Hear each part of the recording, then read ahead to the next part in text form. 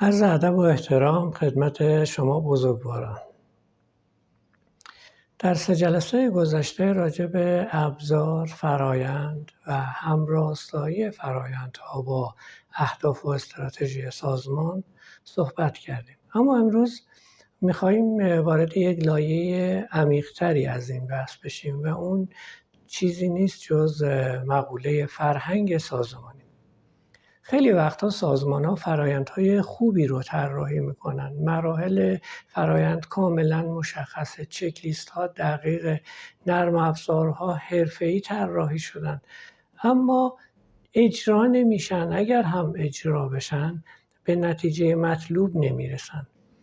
چرا؟ چون فرآیندها فقط روی کاغذ طراحی شدن، نه توی رفتارهای روزمره سازمان و کارکنان.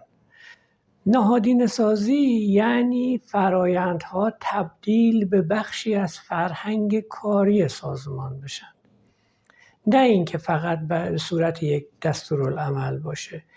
فرآیندها باید به صورت یک عادت، یک باور و یک زبان مشترک در سازمان ها باشند و این دقیقاً همون نقطه‌ایه که چالش ها شروع میشن.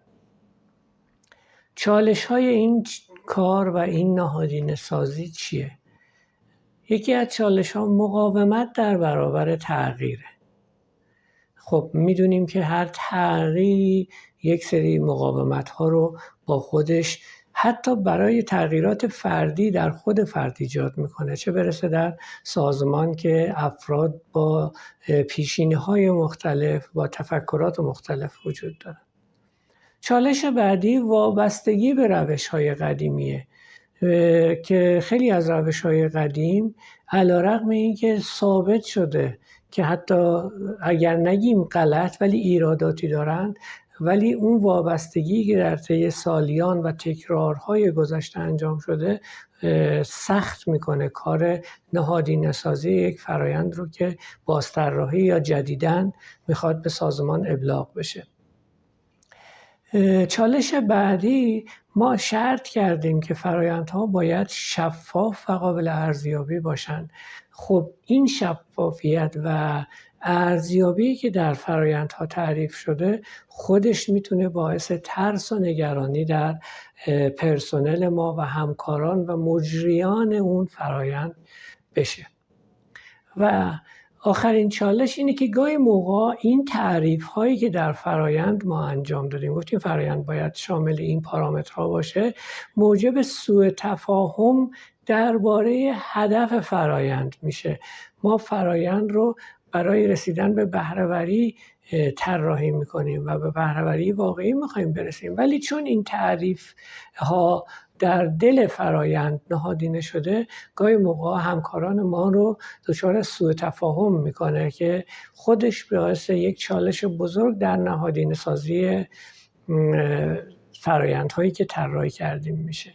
در واقع میخوایم بگیم که فرهنگ سازمانی مثل یک خاک میمونه که اگر آماده نباشه بهترین بذرها هم در اون خاک رشد نخواهند کرد. برای اینکه یک فرایند مؤثر باشه باید در دل فرهنگ سازمان جا بیفته و تنها راه رسیدن به این مهم آموزش، گفتگو و مشارکت هست. در جلسه بعد درباره راهکارهای نهادینه سازی فرایندها صحبت خواهیم کرد. اگر تجربه از مقاومت در برابر تغییر و فرهنگ‌های سخت پذیر دارید، ممنون میشیم که در کامنت ها برای ما به اشتراک بذارید. رشد بی هیاهو و با برنامه اتفاق میفته.